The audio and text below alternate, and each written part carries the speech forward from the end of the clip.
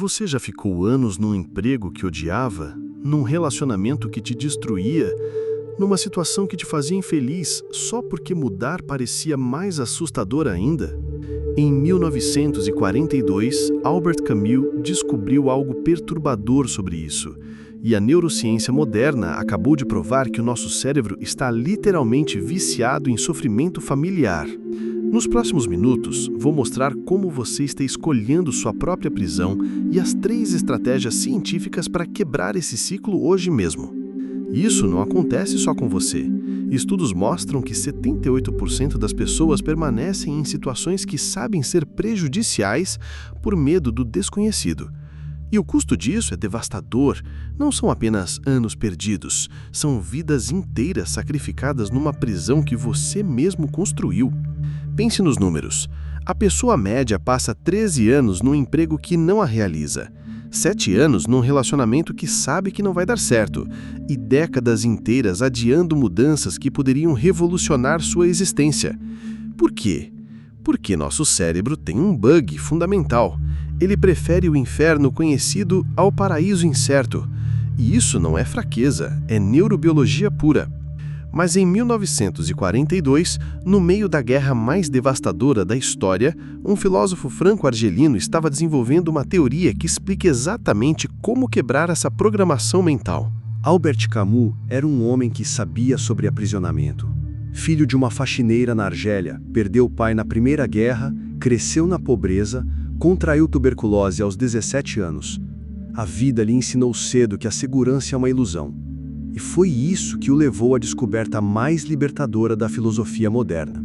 Camus criou o conceito do absurdo, não no sentido de estúpido, mas como a tensão entre nossa necessidade desesperada de certeza e a incerteza brutal da existência. E aqui que fica fascinante. Ele descobriu que a maioria das pessoas comete o que chamou de suicídio filosófico. É quando você mata sua liberdade de escolha se agarrando em falsas certezas. Como aquele emprego que você odeia, mas que pelo menos paga as contas. Como aquele relacionamento tóxico, mas que pelo menos não é solidão. Como aquela vida que te sufoca, mas que pelo menos é previsível. Camus disse: há apenas um problema filosófico verdadeiramente sério: decidir se vale a pena viver. Quando você escolhe o sofrimento conhecido, você já decidiu que não vale a pena viver plenamente.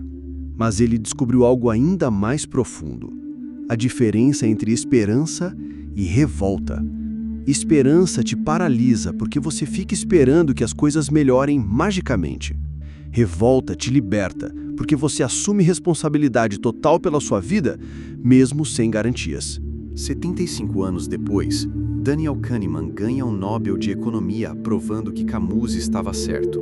Seus experimentos sobre loss aversion mostraram que nosso cérebro é programado para temer perdas 2,5 vezes mais do que valorizar ganhos equivalentes. Quando neurocientistas da UCLA escanearam cérebros de pessoas tomando decisões de mudança, descobriram que a amígdala, centro do medo, ativa com a mesma intensidade quando imaginamos deixar um emprego ruim quanto quando vemos uma cobra venenosa. Seu cérebro literalmente não consegue distinguir entre uma ameaça real e uma mudança benéfica. É por isso que aquela conversa sobre pedir demissão te dá a mesma sensação física de ter um predador te perseguindo. E tem mais. Pesquisas da Harvard Medical School mostraram que pessoas em situações cronicamente insatisfatórias desenvolvem o que chamam de vício neurológico na familiaridade. O cérebro libera pequenas doses de dopamina simplesmente por reconhecer padrões conhecidos, mesmo quando esses padrões são destrutivos. É literalmente um vício químico na sua própria prisão. Seu sistema nervoso se torna dependente da previsibilidade do sofrimento. Por isso, mudança parece fisicamente impossível, porque é quimicamente viciante permanecer preso.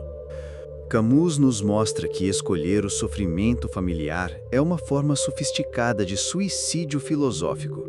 A neurociência nos prova que nosso cérebro está literalmente viciado na prisão que construímos. Eis a conclusão: você não está preso por circunstâncias externas. Você está preso por uma química cerebral que te convenceu de que a familiaridade é segurança, mesmo quando essa familiaridade é tóxica. A pessoa mais corajosa não é aquela que não sente medo, é aquela que sente terror absoluto da mudança e escolhe agir mesmo assim.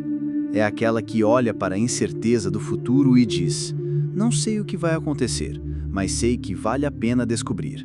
Você não precisa de certeza para tomar boas decisões.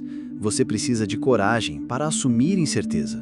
A maturidade não é eliminar os riscos, é assumir os riscos certos pelas razões certas. Como disse Camus, no meio do inverno, descobri que havia em mim um verão invencível.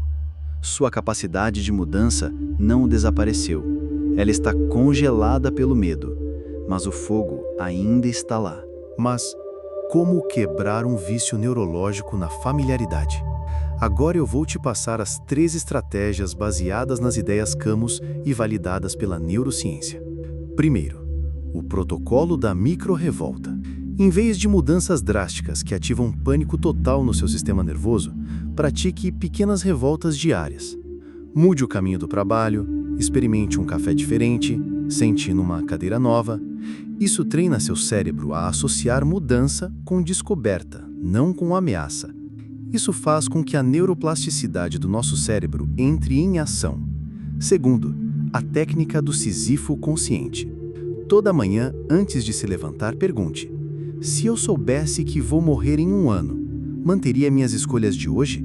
Faça questionamentos como esse, não para criar pressão, mas para despertar sua capacidade de revolta consciente. Terceiro, o experimento da identidade fluida. Durante 2 semanas, haja como se você já fosse a pessoa que tomou a decisão de mudar. Não mude nada externamente. Apenas observe que sensações internas surgem quando você se imagina livre. Isso quebra a identificação neurótica com sua prisão atual. Lembre-se, coragem não é ausência de medo, é intimidade com medo.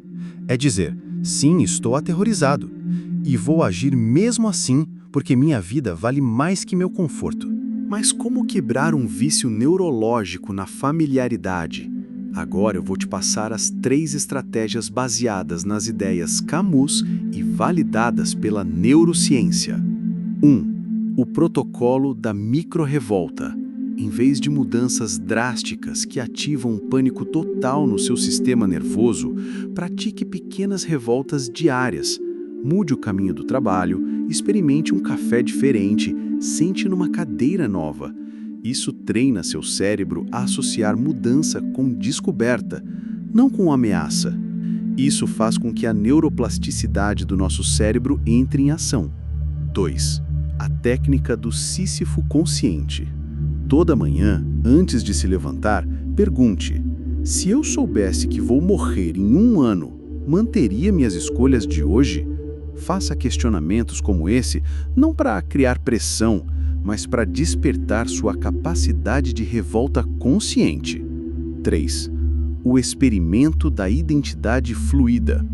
Durante 2 semanas, haja como se você já fosse a pessoa que tomou a decisão de mudar. Não mude nada externamente. Apenas observe que sensações internas surgem quando você se imagina livre. Isso quebra a identificação neurótica com sua prisão atual. Lembre-se, coragem não é ausência de medo, é intimidade com o medo. É dizer: sim, estou aterrorizado e vou agir mesmo assim, porque minha vida vale mais que meu conforto. Deixe-me terminar com um questionamento reflexivo. Que preço você está pagando por evitar o medo da incerteza? Quantas versões de si mesmo você sacrificou em nome de uma segurança que nunca existiu? A única certeza real é que você vai morrer. Todo o resto, tudo, é possibilidade. E possibilidade é o único material do qual uma vida plena pode ser construída.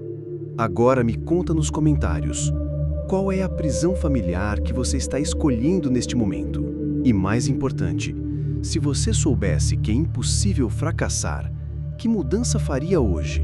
Se inscreva no canal para acompanhar os próximos vídeos. Obrigado pela sua companhia e até a próxima!